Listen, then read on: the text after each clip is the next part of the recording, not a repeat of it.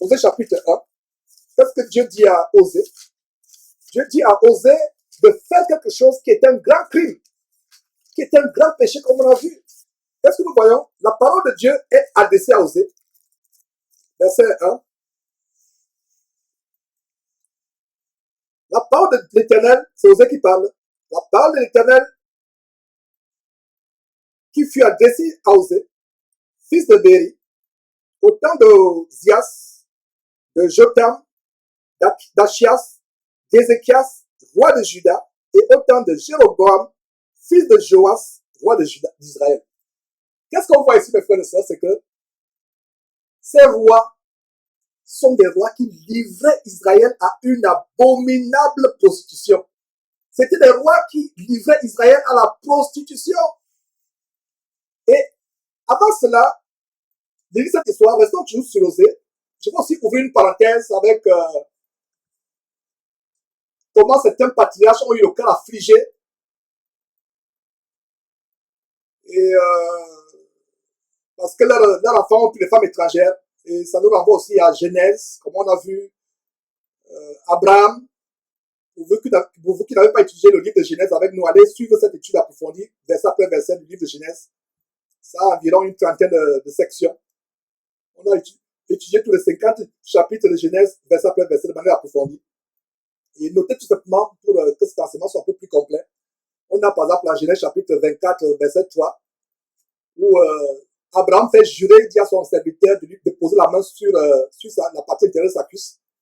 Et il lui fait jurer par l'Éternel, le Dieu du ciel et le Dieu de la terre, de ne pas prendre pour son fils Isaac une femme parmi les filles des Cananéens, au milieu desquelles Abraham habitait.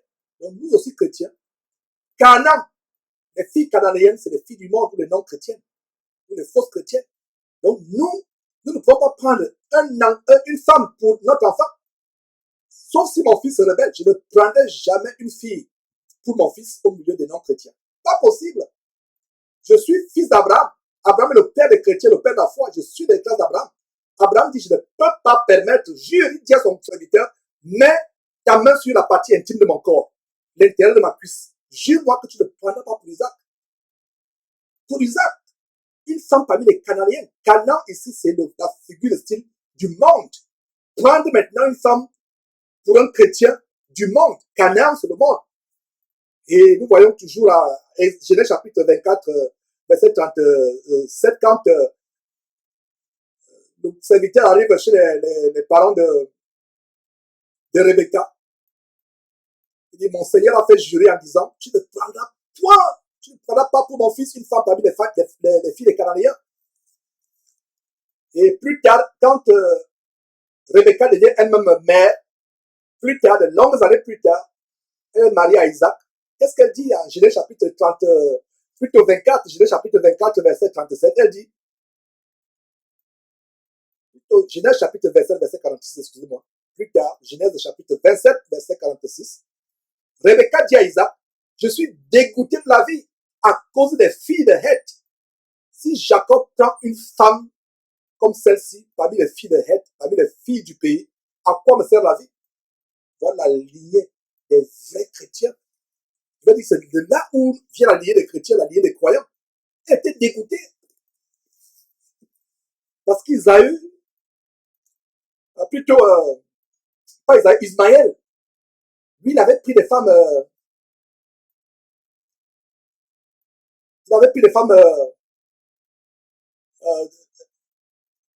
plutôt, ce n'est pas Ismaël, c'est Isaïe plutôt, excusez-moi.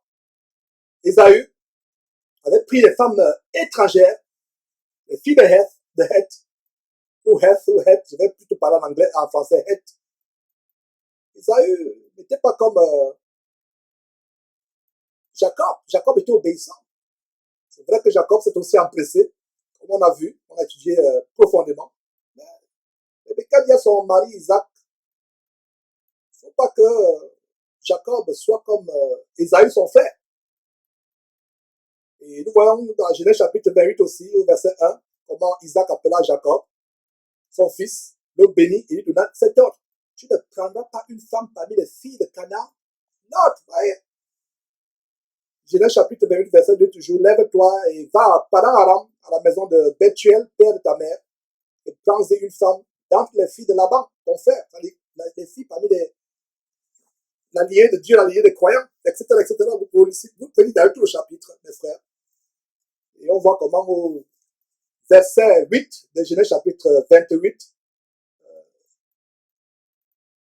Isaïe réalise comment les filles de Canaan déplaisaient à Isaac, son père. Il réalise. Il n'avait pas réalisé ça avant, mais il réalise à quel point son père avait un dégoût. Aujourd'hui, nous qui sommes dans le corps de Christ, c'est quoi? C'est soit les non-chrétiennes, soit les fausses chrétiennes. Et retournons à Osée.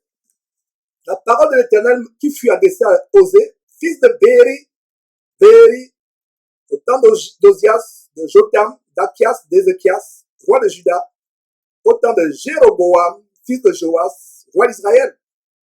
La première fois que l'Éternel adressa la parole à Osée, l'Éternel dit à Osée, la toute première fois que l'Éternel te parle, qu'est-ce qu'il te dit?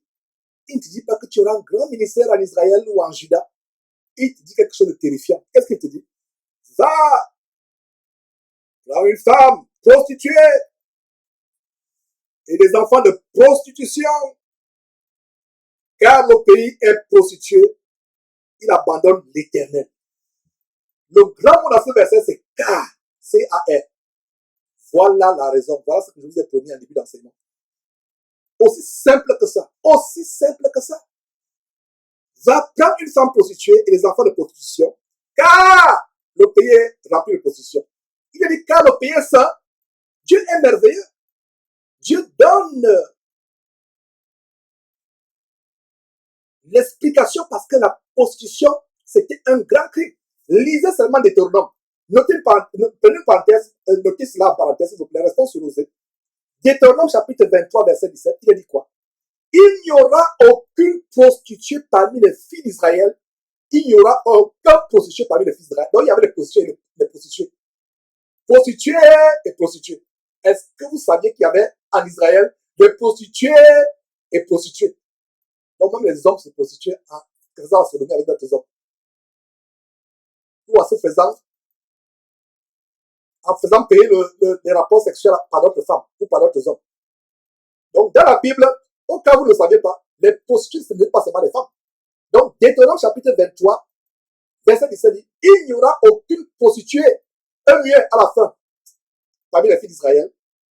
Il n'y aura aucun prostitué parmi les fils d'Israël. Vous pensez que Osée, qui était un homme de Dieu, qui observait la parole de Dieu, ne savait pas que Dieu avait interdit cela? Alors, quand Dieu parle à Osée, il lui dit quoi? Va, prends une femme prostituée et des enfants de prostitution, car le pays se prostitue. Voilà la raison. Aujourd'hui, quelqu'un va me dire, mais Georges, le corps de Christ aussi a toutes sortes de prostitution avec ces faux pasteurs qui introduisent la Shekinah, la magie, la sorcellerie et toutes ces débauches, ces orgies sexuelles dans l'église. C'est vrai, mais le Saint-Esprit a réglé tous les détails. Sortez du milieu d'eux. Sortez du milieu d'eux. Nous devons être à part. Nous ne sommes plus de ce monde. Christ n'était pas venu au temps d'Osée. Parce que les gens vont dire, ben, il y a aussi la position aujourd'hui. Non, il y a la position, mais la parole dit, sortez du milieu d'eux. Nous sommes sortis de Babylone. Nous sommes sortis de Canaan. Nous sommes sortis d'Égypte. Nous sommes assis spirituellement avec Christ à l'élu céleste. Nous sommes physiquement sur cette terre, mais nous ne sommes plus dans ce monde. Spirituellement. Donc, ça ferme la bouche à quelqu'un qui va dire qu'il y a temps d'Osée, il y avait la prostitution, aussi il y a la prostitution aujourd'hui, mais nous ne sommes plus de ce monde. Au temps d'Osée, il n'y avait pas Christ. Ils appartenaient à Israël, physiquement, attachés à Israël. Mais aujourd'hui, nous sommes attachés à ce monde. Les prostitutions dans les églises, ça ne nous concerne pas, ça, ce sont les fausses églises. Ces églises ne font pas partie du corps de Christ. Le corps de Christ, c'est l'ensemble des élus de Dieu véritables à travers le monde. C'est ça le corps de Christ. Donc ne dites pas qu'il y a aussi prostitution aujourd'hui. Donc c'est une consolation pour moi. Moi aussi, je n'ai pas une femme prostituée. Tu es osé, tu n'es pas osé. Tu as une mission pour toi. Tu as une mission avec toi. Non. Tu es chrétien. Et que dit Christ? Le Saint-Esprit nous enseigne des choses que Jésus n'a pas pu régler. Plus tard, il a dit, je vous enverrai le consolateur que le Père enverra à mon nom, vous enseignera toutes choses, vous conduira dans toute la vérité. Jean chapitre 14, verset 26. Le secret ici, car le pays est rempli de prostitution. Osée savait très bien l'ordonnance, le commandement de Dieu en Deutéronome chapitre 23, verset 17, à savoir que qu'il n'y a même pas une seule prostituée parmi les filles d'Israël, qu'il n'y a même pas un seul prostitué parmi les filles d'Israël. Alors, qu'est-ce qui se passe? Osée a un ministère, pardon, tout le ministère d'Osée, c'est sous plusieurs rois. Et la plupart de ces rois, il y avait certains qui étaient fidèles à Dieu. Il y avait la prostitution à un tel degré, mes frères et sœurs. Regardez, notez ce verset s'il vous plaît, pour vous montrer à quel point la prostitution avait gangréné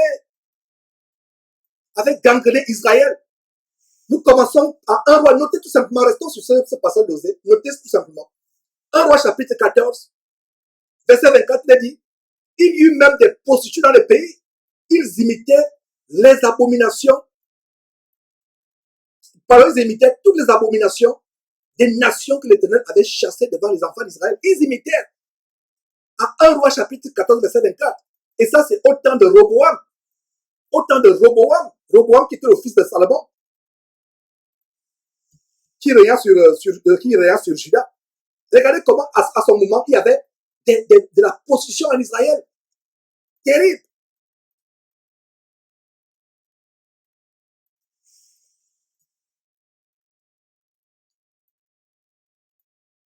Qu'est-ce qu'on lit en... Notez ce verset pour la richesse biblique. Notez Lévitique, chapitre 19, verset 29. Notez tout simplement. Tu ne profaneras point ta fille en la livrant à la prostitution, de peur que le pays ne se prostitue et ne se remplisse de crimes.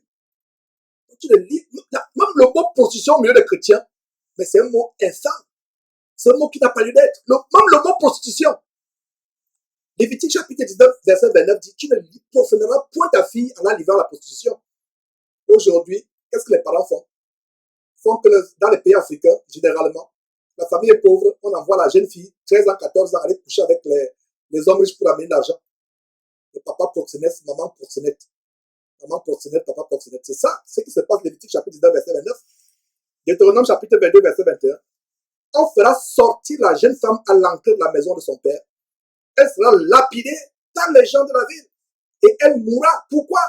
Parce qu'elle a commis une infamie en Israël en se prostituant dans la maison de son père. Tu ôteras ainsi le mal du milieu de vous. Les choses de l'Ancien Testament est fait de ça. Et je vous ai toujours dit, lors de mes enseignements, que quand Dieu punit de mort un péché dans l'Ancien Testament, aujourd'hui, nous sommes sous la grâce. Cette sentence va plus s'appliquer parce qu'il y a un temps de grâce. Mais n'oubliez jamais ceci. Quand Dieu punit un péché dans l'Ancien Testament de mort, comme un homme qui couche avec un animal, un homme qui couche avec un autre homme, comme une fille qui se prostitue étant dans la maison de son père, on la fait sortir, on la lapide, elle meurt, c'est que c'est grave. Donc, même parmi nous les chrétiens, le mot prostitution, c'est même un mot qui ne doit pas être prononcé dans notre dictionnaire, le dictionnaire céleste, la Bible. Parmi nous, le mot prostitution est abarré. On voit donc qu'on a vu comment au temps de Roboam, il y a eu des prostitutions. C'est aussi le cas. Un roi, notez tous ces versets s'il vous plaît, ça vous enrichit bibliquement. Un roi chapitre 15, verset 12. Ça, c'est au temps du roi Asa. Voilà un roi plutôt qui prie à Dieu.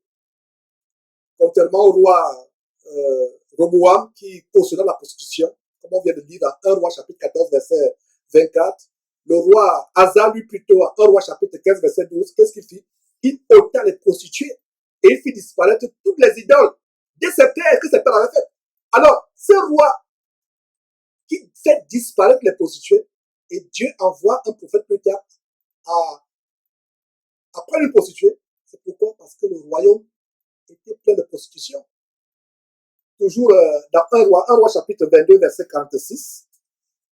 D'abord 46 et 47, qu'est-ce que nous voit? Notez cela. Ça, c'est à l'époque du roi Josaphat. l'époque du roi Josaphat, qu'est-ce qu'on lit? Il ôta du pays le reste des prostituées qui s'y trouvaient encore depuis le temps d'Asa, son père. C'est au temps de Josaphat. Le roi Asa plaisait à Dieu, il était agréable à Dieu, il faisait la volonté de Dieu. Malgré le fait qu'il a éradiqué les prostituées de la ville, il en restait encore. Et son successeur plus tard, Josaphat, est venu terminer le travail. 2 Rois maintenant, chapitre 23, versets 5 à 7. Ça, c'est maintenant le roi Josia. Voilà. Qu'est-ce que nous voyons? Le roi Josia, 2 Rois, chapitre 23, verset 5 à 6 d'ailleurs, le contexte. Comment il a bâti les maisons de prostituées qui étaient dans la maison de l'Éternel, où les femmes tissaient les tentes pour Astarté. Non seulement il y avait l'église de Dieu, enfin pas l'église c'est avec Jésus-Christ, excusez-moi, c'est lapsus. La maison de Dieu était devenue une maison, un bordel, une maison de prostitution. Et non seulement c'était une maison de démos sexuels, c'était aussi une maison d'idolâtrie, où on adorait notre Dieu. Terminons avec Osée. En fait, on va terminer avec le chapitre 7 de 1 Corinthiens.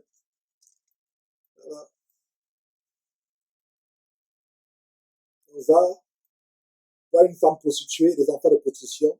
Car le pays se prostitue, il abandonne l'Éternel. Dans cette fois, il alla et prit Gomer, fille d'Iblaïm. Elle conçut et lui enfanta un fils. Et l'Éternel lui dit, appelle-le du nom de Gisraël, car encore un peu de temps, et je châtierai la maison de Jéhu. Voilà. Donc, le châtiment de Dieu a commencé en disant au prophète de prendre une prostituée. C'était le châtiment de Dieu. C'était quelque chose de terrible. C'était pas la joie. C'était en horreur. Les rois pouvaient se prostituer. Les habitants pouvaient se prostituer. Mais pas un prophète. Surtout pas Osée. C'était un châtiment. Et le châtiment continue par le premier fils. Appelle du nom de Gisèle. Que signifie Gisèle? Gisèle signifie, dans peu de temps, je vais châtier la maison de Jéhu. Pourquoi? Pour le sang versé à Gisèle. Je mettrai fin au royaume de la maison d'Israël. Donc, ce nom avait une signification. C'est la punition. Dans ce jour-là, je briserai l'arc d'Israël dans la vallée de Gisèle. Verset 5, elle conçut, plutôt verset 6, elle conçut de nouveau et enfanta une fille. L'Éternel dit à Osée, donne-lui le nom de Rikama ou Rishama. Rishama, je vais avec Rishama, Rishama. Car je n'aurai plus pitié de la maison d'Israël, je lui pardonnerai. Même le deuxième nom, c'est toujours le châtiment. C'est la manifestation de la colère de Dieu. Vous pensez que c'était quelque chose d'agréable que Dieu dise à Osée, va chercher une prostituée? Pas du tout. J'aurai pitié de la maison de Juda. Je les sauverai de l'Éternel. Je les sauverai par l'Éternel, pardon, leur Dieu. Et je ne me sauverai ni par l'arc, ni par l'épée, ni par les combats, ni par les chevaux, ni par les cavaliers. Verset 8, elle sauva le Rishama. Elle conçut un enfantin un fils. Verset 9, et l'Éternel dit, donne-lui le nom de Loami, car vous n'êtes pas mon peuple. Je ne suis pas votre Dieu. Quand vous lisez le contexte, est-ce que vous comprenez ça? Depuis le jour où Dieu dit à Osée de prendre une prostituée, jusqu'aux enfants successifs, même jusqu'à la fille, Dieu a vomi. Est-ce que vous comprenez?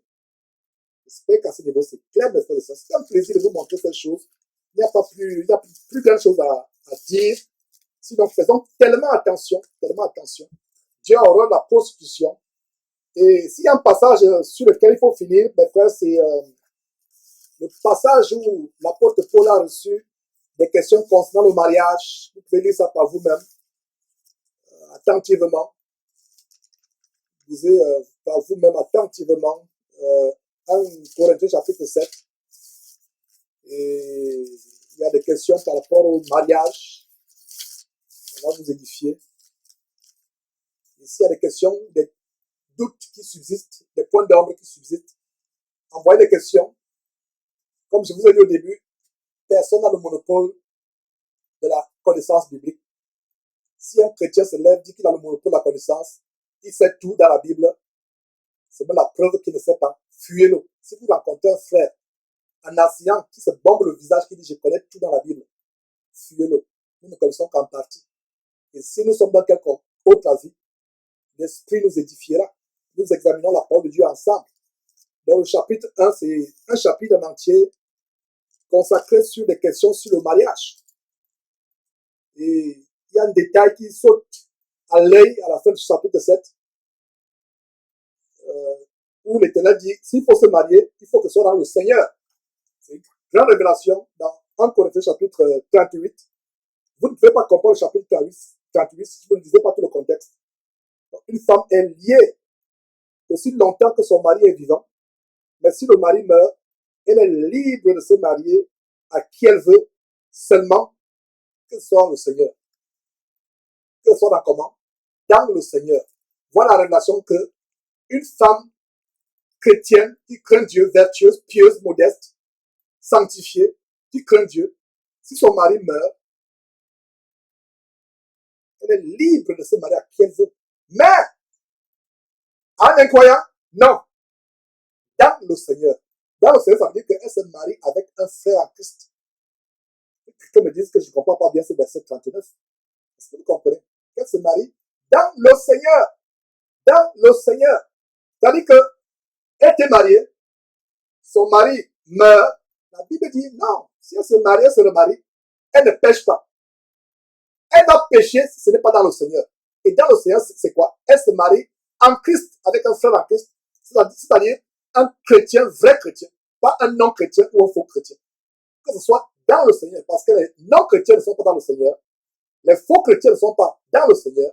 Donc, si elle se marie dans le Seigneur, alors si la parole de Dieu dit qu'une femme qui était mariée, son mari meurt, peut se remarier, mais à condition que ce soit dans le Seigneur, ça veut dire quoi? Ça veut dire qu'en conclusion, tout chrétien qui se marie doit se marier comment?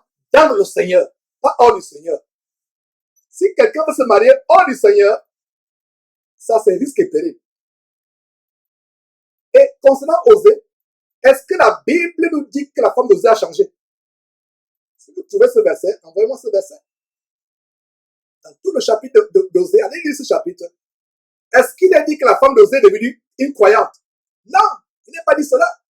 Donc, s'il y a un verset où vous pensez que la femme a été transformée, amenez-moi ce verset. La femme d'Osée prostituée n'est pas devenue, il n'est pas dit, sauf si je me trompe. Je veux dire, nous ne connaissons qu'en partie. Je n'ai pas la prétention de connaître toute la Bible. Et vous qui pensez que je suis vraiment un érudit de la Bible, s'il vous plaît, repentez-vous, demandez pardon à Dieu. J'apprends comme vous, nous apprenons tous. Il y a des frères et sœurs, certains commentaires ou pas des vidéos, je dis des frères et sœurs qui m'ont montré les choses, peut-être que je ne comprenais pas très bien. La femme peut penser la parole de Dieu, mais la femme peut avoir une compréhension d'un verset qui peut t'apporter la lumière.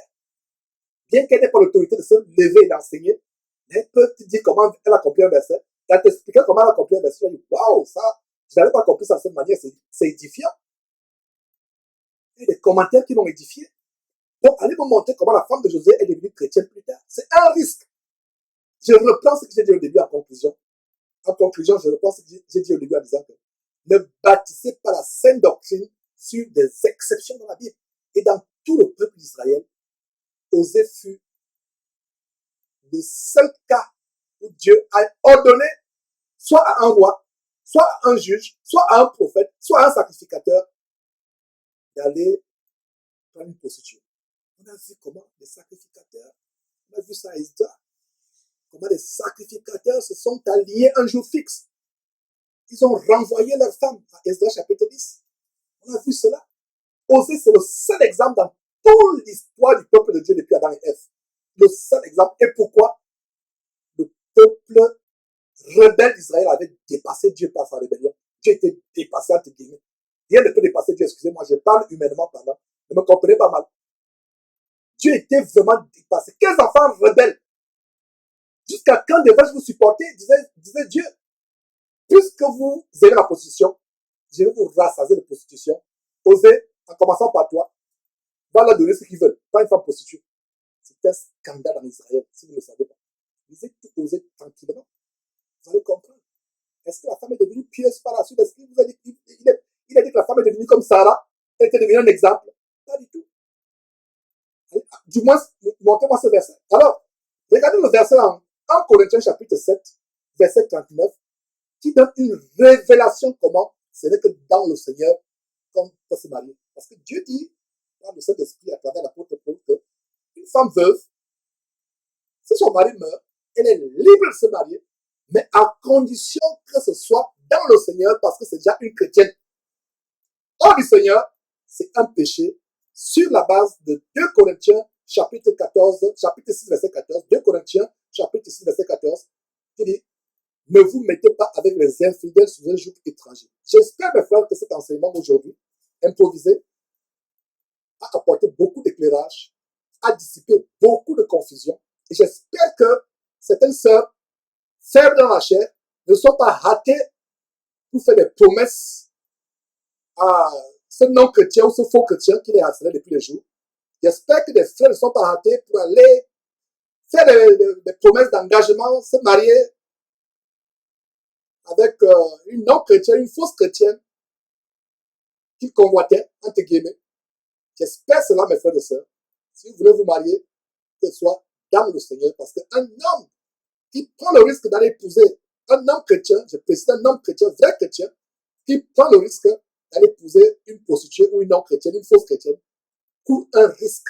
C'est un grand risque. C'est possible que Dieu puisse changer n'importe qui ou n'importe quoi. Je vous ai dit que Dieu peut changer un arbre à un homme. Si Dieu peut changer un arbre à un homme, ce n'est pas une prostituée qui ne va pas changer à une femme vertueuse, pieuse. Mais vous ne prenez pas ce risque-là. Sinon, vous allez vivre l'enfer, l'enfer, l'enfer. Étant d'abord sur terre. Et cet enfer sur terre sera pour vous un avant-goût de l'enfer éternel. C'est un plaisir de partager ces choses. Vous connaissez la vérité vous affranchira.